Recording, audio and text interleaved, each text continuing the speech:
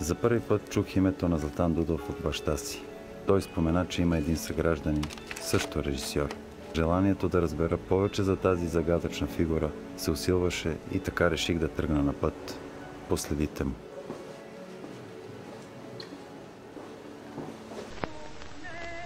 Нуждата, която изпитвам, е да покажа как темите, които вълнуват човечеството, са безсмъртни, неизчерпаеми, повтарят се непрекъснато. Как живее работникът е вечният въпрос.